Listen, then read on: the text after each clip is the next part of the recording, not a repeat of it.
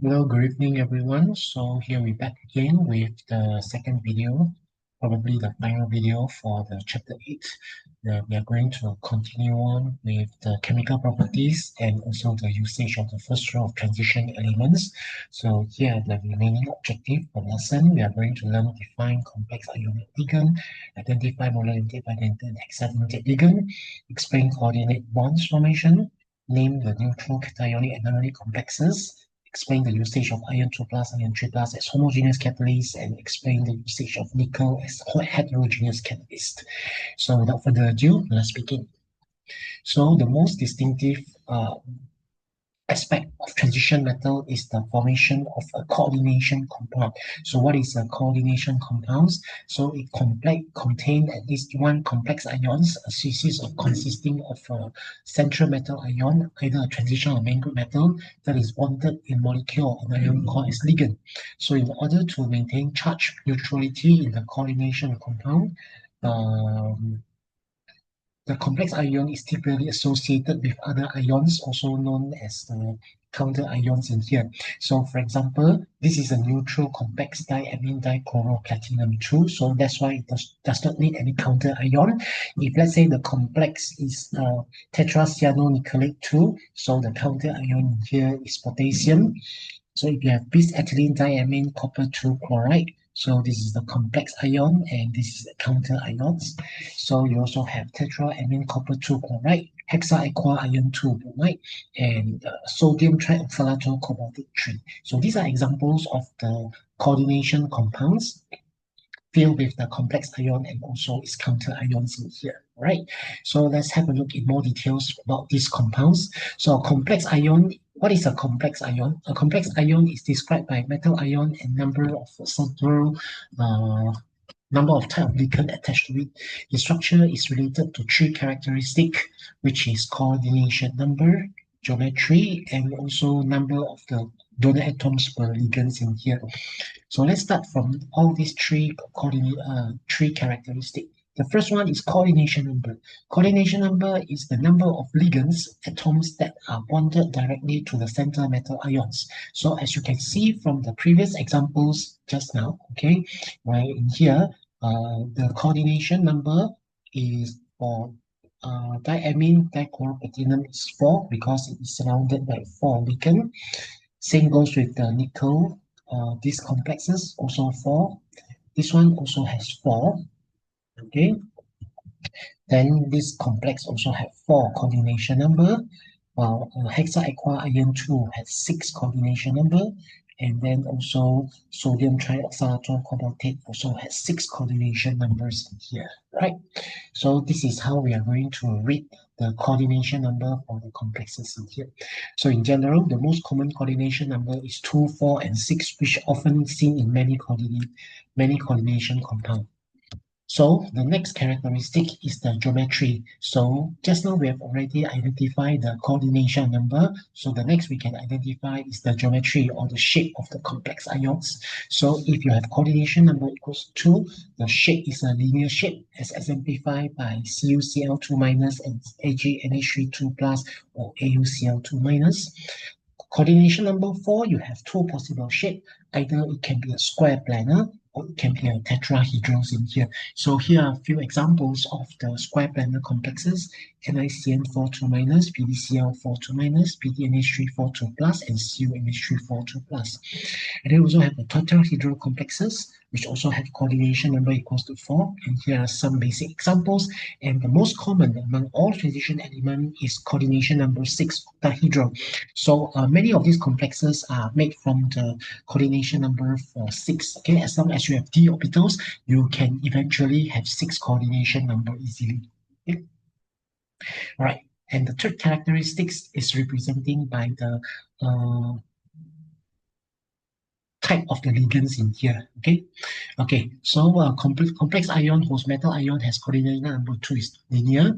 Coordination number of 4 give rise to square planar tetrahedral. Coordination number of 6 is octahedral. Okay, so the third one is the donor atom per ligand. So the ligand of a complex ion are molecule or an ion with one or more donor atom in each donate a lone pair electrons to the metal ion. to form the coordinative covalent bond. It is a coordinative covalent bond. I forgot to highlight this word. Coordinative. Okay. So which is also known as a dative bonds in here. Okay. So here are a few examples of ligands in here. So ligand again is defined as molecule or ion or molecular ion has a lone pair electron and are able to form coordinative bond to the center metal ion. So ligand can be generally categorized into three categories, namely monodentate ligand. So monodentate ligands are molecule or ion that have one ligand donor atom per ligand. So you also have a bidentate ligand, which is molecule and ion that have two donor atom per ligand. And then last but not least, since this syllabus, we are stressing on the word hexa, so I'm not going to use polydentate. I'm going to use hexadentate. So hexadentate is molecule that ion that have six donor atom per ligands in here. So I'm going to close this cap. Sorry for that. Okay, so six donor atom per ligands in here. So we are going to have what we so-called as a hexadentate in here. Okay, so below is tables that shows examples of the molecule or ions and their ligands in here. So some of the very typical example of the ligands are described below. Okay, so we have water. So this is the diagram. Okay, so ligand donor atom is the one that I circle it. Okay, you have ammonia. Okay, this is the Lewis structure. So nitrogen acts as a ligand donor atom. You have carbon monoxide. So carbon monoxide has a formal charge of -1 and +1. So therefore, carbons in here will act as the ligand donor atoms in here. So you have bromide, chloride ions. Okay, so this is ions. Okay, and then you have hydroxide ion. OH minus, so pardon me that the O minus must be written over here. So it is the oxygen that acts as a ligand to that atom. And then you have cyanide ion. So the formal charge of the carbon is -1, so therefore the negative is belongs to the carbon. So carbon will act as a ligand to the atom. And then you have a thiocyanate ion. Okay, so SCN. So the sulfur will act as a ligand to the atom. Okay, so when they act as a ligand, you can no longer call their names by their molecular name. You should call by their ligand's name. So the ligand's name of water is aqua. Ligand's name of ammonia is amine with double M, highlighted that. Ligand's name for carbon monoxide is carbonyl. Ligand's names for bromide ion is bromo, chloride ion is chloro, hydroxide ion hydroxo, cyanide ion cyano, thiocyanate ion is thiocyanato. Okay, and these ligands may carry charges with them. So water, ammonia, carbon monoxide, they are neutral species, so they don't carry any charge with them. But bromide ion, chloride ion, hydroxide ion, cyanide ion, and thiocyanate ion, all of them carries a -1 charge with them, so they bears the charge of -1. So these are typical example of a monodentate ligand, and if possible, you are required to remember the name as their ligands, so that later when we name, you should be able to name according to their name as a ligands in here. So these are monodentate ligand. Then we have a bidentate ligand. So there are only two bidentate ligand that is stressed in our STPM syllabus, namely oxalate ion and ethylene diamine.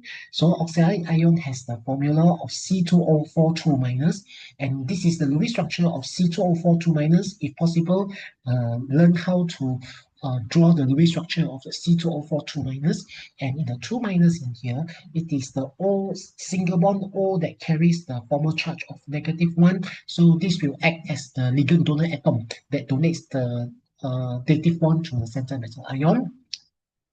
Whereas ethylene diamine, so this is the Lewis structure. So you have NH2, CH2, CH2, NH2. So this is the ligand donor atom. So since this is a bidentate, one molecule must have two ligand donor atoms. Okay, so it is the nitrogen that act as a ligand donor atom. So similarly, when you act as a ligand, you can no longer call as an oxalate ion.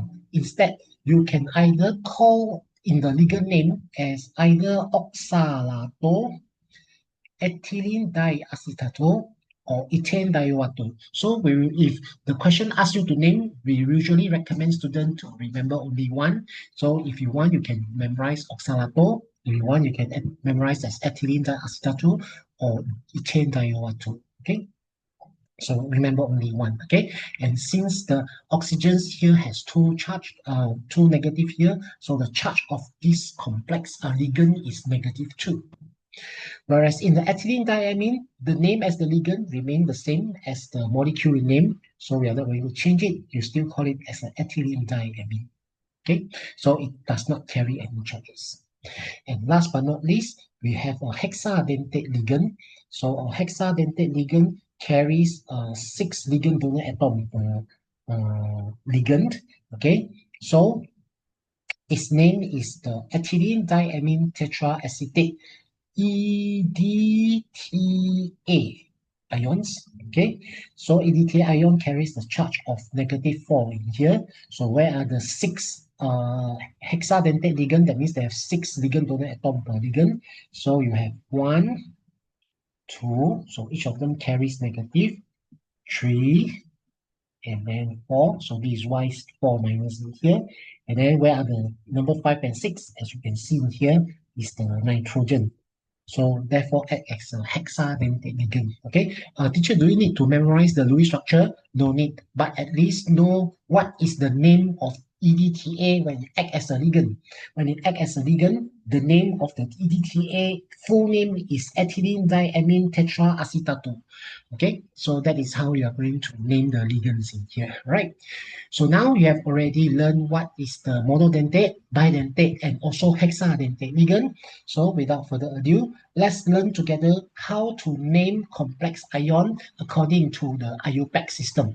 So the way of how we learn name complex ion are generally categorized in 4 steps. We have step 1, step 2, step 3, and also step 4 in here. Okay, so first step, calculate the oxidation states of the transition metals and give numbers of the transition metals using Romanic letter in here.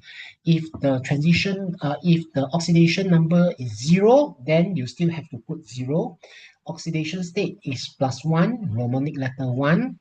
Oxidation state +2, Romanic letter 2. Oxidation state +3, Romanic letter 3. 4, IV. 5 V, 6 VI, and 7 VII. Okay, so for transition elements, number 1, you should notice that all transition element you always carries a positive oxidation number. Okay, so you don't worry about negative. Negative, it can be the charge of the whole complex ion, but transition elements, the oxidation state is always positive. Okay, and if let's say the complex form is as an anion, the name of the metal will have to change accordingly to the following name. Okay, where if this presence is aluminium, you call it as aluminate. Vanadium in the negative anion complexes, vanadate. Chromium, chromate. Okay, so now you understand why we call potassium dichromate.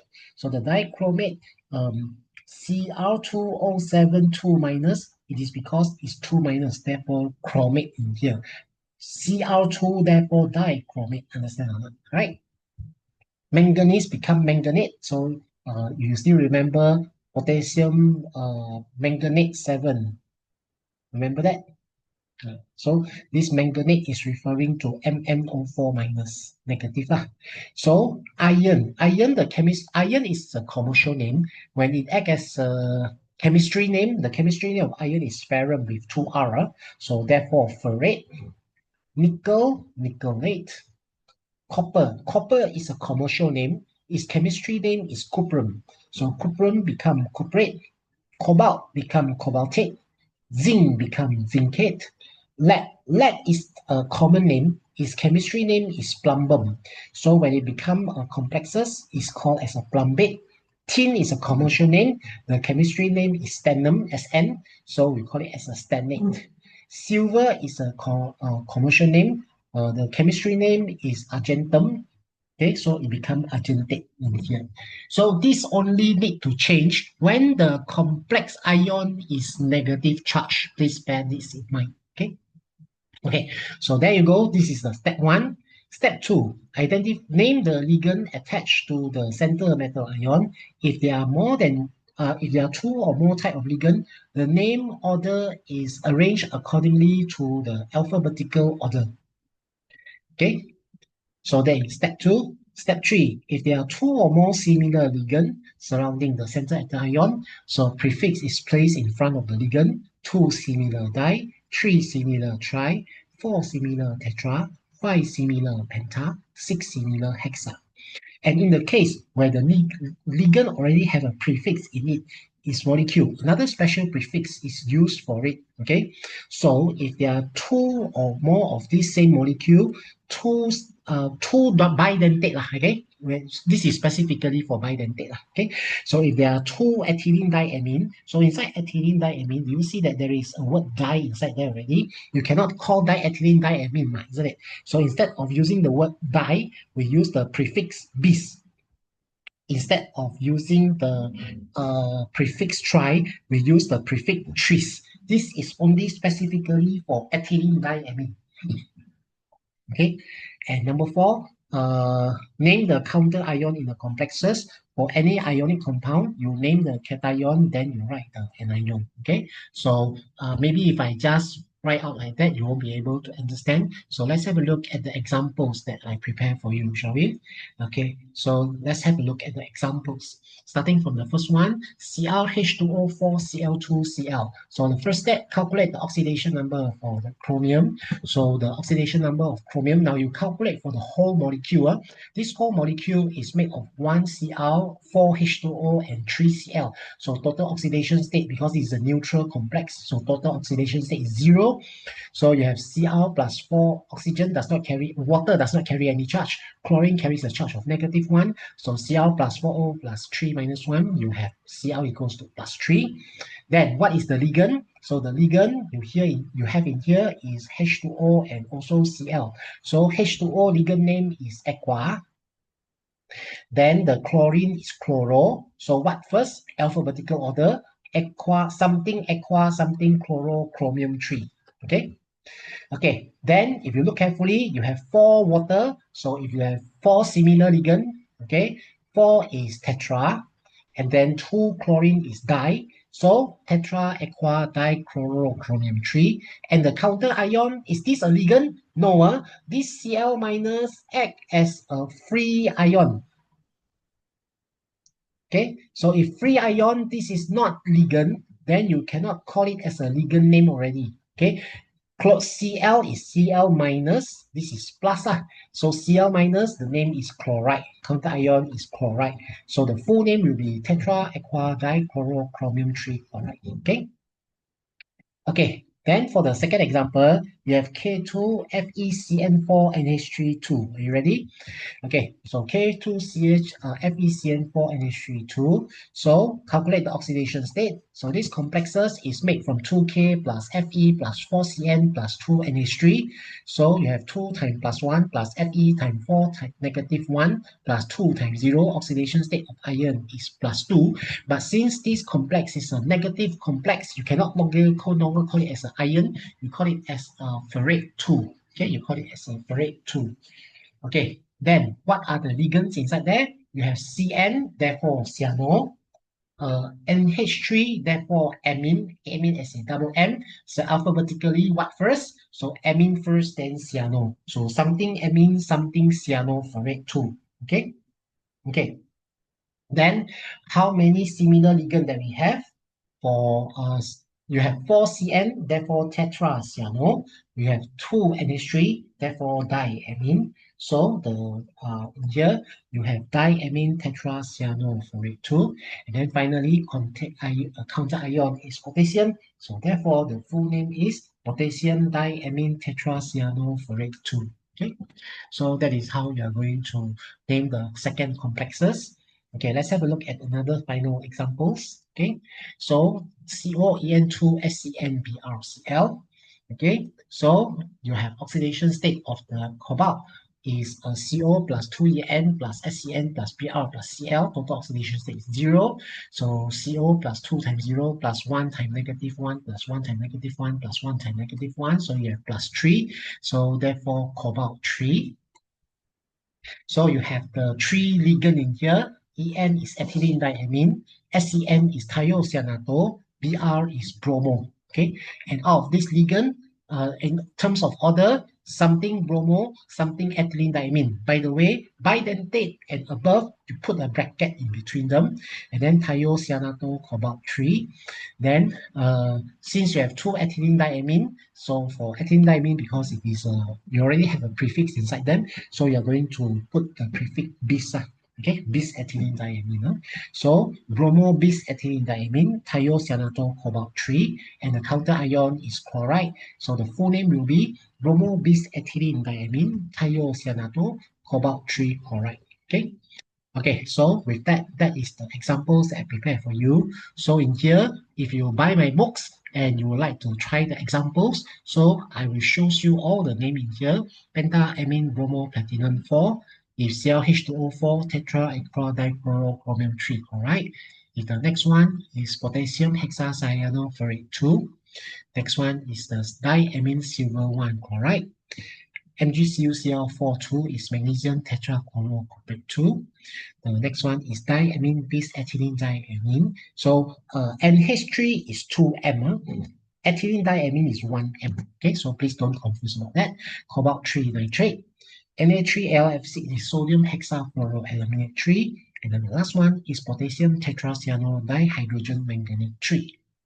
Whereas conversely, if I give you the name and you must be able to write the formula, tetraamine zinc 2 fluoride, ZnNH3 4F2, potassium tetracyanocoprate 2, Na2CuCN4, pentacarbonyl iron 0, so FeCO5, aluminium trioxalato cobaltate 3, you have AlCOC2O4 3, aqua chloro bis ethylene diamine cobalt 3 chloride. So you have COCl H2O, NH2CH2. Now you cannot write En, you must write the formula NH2CH2CH2 NH22Cl2. And then hexaamine cobalt 3, tetrachloroferrate 3. So there are two complexes in here. And these are the name. And then I also give you the exercises where you have to draw the structure. So I hope that you'll be able to draw the structure correctly. Okay. So with that, that is the second chemical properties of the transition element where you form complex ions in here. Okay. Last but not least, we also have the catalyst in the D block element. So what is the definition of catalyst? Catalyst is defined as a substance that increases the rate of a chemical reaction without changing its chemical composition. So this can be occur by lowering the activation energy of a reactions by providing an alternative reaction pathway. Okay, so the catalyst may react to form an intermediate with the reactant, but regenerated in subsequent steps, so it does not consume in a chemical reaction, though it may change in physical state. Transition element is usually a good catalyst due to the availability of the empty d orbital, and secondly is the ability to change the oxidation state. Though catalysis of a reaction is specific and different transition metals may give different effects towards the rate of reaction. So here are a few examples of the transition element catalyst and the chemical reaction applied in industry. So you have a titanium 4 chloride, also known as a Ziegler-Natta catalyst, is used in the polymerization of the polyethylene. Vanadium 5 oxide, as you can see, will act as a contact process. Iron is used in the Haber process. Nickel is used in the hydrogenation, which is the manufacturing of the margarine. And then platinum is used in Oswald process. As long as a catalytic converter, also you use a platinum. So in our syllabus, we're only going to stress two of the reaction, which is the reaction of iron 2, iron 3 with the iodide ion and disulfate ion. And then the second is the hydrogenation of the alkene using nickel as catalyst. So let's have a look in details together. So what is a homogeneous catalyst? Homogeneous catalyst is reactant and catalyst are in the single phase. That means they have the same state matter. So usually this is in liquid or in aqueous solution. So acid and base catalysts are the most common type of a homogeneous catalyst, and they may process involve redox reactions using transition metal as catalyst. One of the most common example is the reaction between the disulfate ion S2OA2- and iodide ion, where the overall equation can be expressed as S2OA2- plus 2I- give I2 plus 2SO4. Now this is a spontaneous reaction in a single step and take a long time for the reaction to occur. because the activation energy required to reduce SOA is very difficult. So to speed up reaction, usually we add iron 3 inside the aqueous solution as a catalyst. So when you added iron 3, the following reaction steps will changes accordingly. Where in the first step, iron 3 first act as an oxidizing agent, where in here, iron 3 oxidize the iodide ion to become Fe2 plus I2. So as you can see in here, the changes of oxidation state in here changes from -1 to become +3 and +3, become +2 and also 0. So that is why we say that it acts as an oxidizing agent. Okay. And then now you form Fe2 plus. So this Fe2 plus is then further reacting with the disulfide ions according to the equation. Fe2 plus S2O2 minus give 2SO4 plus 2Fe2 plus. The changes of oxidation state here is +2 and +7 to become +6 and also +3 in here. Okay. So from the mechanism above, it clearly shows how Fe3 plus is applied as a catalyst where it alters the oxidation state to catalyze the reaction. Now note that in between the reaction, Fe2 plus is formed during a reaction but will not see as the final product. So for this, we call Fe2 plus is intermediate. Okay, a species that is formed during a chemical reaction but will not appear as the product of the reactions in here. All right. So in the sense of the energy profile, so this catalyzed step lower the activation energy by providing an alternative path. So as you can see in here, the uncatalyzed reaction is a single step reaction. So since it is a single step, you have one loop in here. Catalyzed step is a two-step reaction. So that's why you have two loops in here. Okay. So this will represent, this is a single step. And this is a two-step reaction. Okay, so it will require a lower activation energy lah. Okay, so this is the role of the catalyst, lower the activation energy by providing alternative pathway in here. Okay. Okay, so this is how that catalyst acts in here. So with that, that is what we call for the homogeneous catalyst. Then we have also heterogeneous catalyst. In heterogeneous catalyst, we say that the reactant and the catalysts are in different state of the metal or in different phase, we say. So usually the catalyst is a solid while the reactant may be liquid or gas. So one of the most important example of heterogeneous catalyst is the addition of the H2 to C double bond C in organic compound, where this is important in the conversion of vegetable oils into margarine, as exemplified here, where you have, for example, CH2, CH2 plus H2 uses nickel as the catalyst at 200 degrees Celsius to form CH3 lah. So you change unsaturated hydrocarbon to become saturated hydrocarbons in here. So the catalysis step is a little bit different compared to a homogeneous, because in the heterogeneous catalyst, reaction normally occur on the surface of the solid of catalyst through adsorption process. So transition metal has a certain active site which the reactant may absorb. When this adsorption occurs through the formation of a weak covalent bond, so this process is also known as a chemisorption. So this process usually involves the use of empty d orbitals on the surface of the catalyst to accept electron, thus forming weak covalent bond. On establishing the weak covalent bond with the surface of the catalyst, the forces between the molecule of the reactants are weakened. Okay, so new bond starts to form, binding the reacting gases, thus forms the product. And therefore, through this process, activation energy is lowered because catalysts provide a surface for the reactant to come close to each other in an orientation that favors the reaction.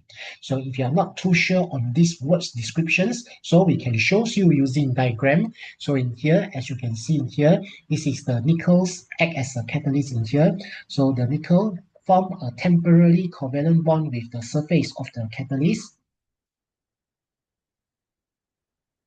Okay, through chemisorption. And when this happens, the bond between the hydrogen is weakened. So when the reactant C2H4 come close to it, it will attract one of the hydrogen away toward it. Okay, so you form the intermediate of the C2H5 and which is then attracted through the another hydrogens in here and form the ethane molecule. So during this process, this one is lower the activation energy by providing an alternative path for the reaction to take place in here. So this is how the heterogeneous catalysis works for the hydrogenations of the nickels in here. Okay. So with that, that is all for the special chemical properties of the transition element. And with that, we finish the chemical properties. Last but not least, we are going to finish this chapter by the uses of d block elements. So you are going to stress the usage of chromium, cobalt, manganese, and titanium. So let's start from the titanium. Titanium is one of the most abundant metals on Earth. It exists as the ores rutile, and the titanium are extracted through Kroll processes, which contain on 3 stages. This one you just know such thing. You don't remember also, never mind. The first step is the purification of the oxide from its ore.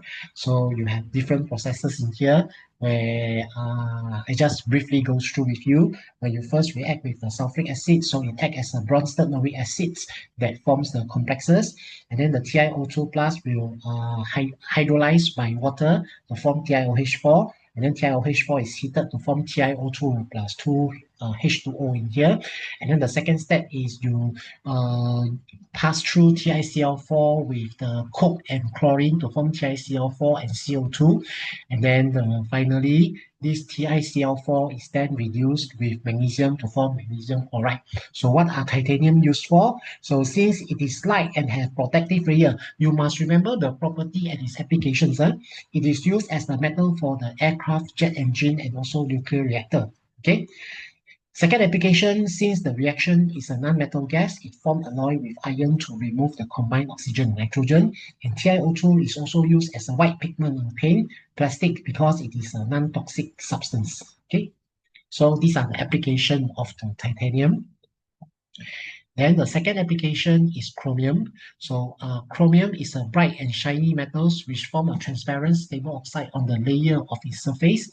Okay, so this is used for the iron coating to prevent the corrosion of the ions in here. So this is why chromium is added. So the chromium is extracted through the thermite processes. So pure chromium is obtained by electroplate on the surface to the surface of the iron to protect the ions in here in the form of alloy called as a ferrochrome alloy. So molten chromium iron is then mixed with nickels to produce what we so-called as a stainless steel in here. Okay. Okay, so some of the applications of the chromium include, so it is added to the steel to harden the metal and also to electroplate. Chrome alum and hydrated potassium chromium sulfate is used as the printer ink. It is also known as a strong oxidizing agent in the form of Cl2O72-, and it is especially important in making stainless steel. It is heat resistant and does not rust easily, therefore suitable to be used in kitchen utensils like cooking pot, fork, spoon, gates, and also fences. Finally, cobalt. Cobalt is primarily a metal in the preparation of magnetic wear resistant and high strength alloy. So the most important oxidation state is +2 and +3. So cobalt is useful in the making of gemstone due to its attractive blue color. So the sapphire is also mainly made of cobalt complexes. It is also used in the additive to glass to give blue coloring of glass, and it is added to aluminium to give the blue pigment of the paint. Okay. Okay, and last but not least is the manganese. So elemental manganese is hard and shiny, and like vanadium and chromium is used to make steel alloy. Small amount of manganese make it steel easier to roll, forge, and weld. Steel made of 12% manganese is tough enough to be used as a naval armor, front end loader buckets, okay, and other extreme hard steel object. So manganese does not exist in nature. Manganese ore is pyrolusite, which is usually a black solid. So manganese ore is insoluble in water, but yet it is amphoteric because it can react with concentrated acid and alkali, and it also acts as a strong oxidizing agent. So some of the application of the MnO2 is used to make ferromanganese alloy in the compound of manganese. It is used to decolorize glass, form the brown glaze in the pottery, in the Leclanché cell. Leclanché cell is your AAA battery. It is used as the oxidizing agent where hydrogen is produced around the cathode, and KMnO4 is also known as the oxidizing agent. All right, with that, we finish the chapter 8, And therefore, that is what you need to know for the semester one. So all the best in your study for semester one, and I hope that the semester two I'll see you soon. Right.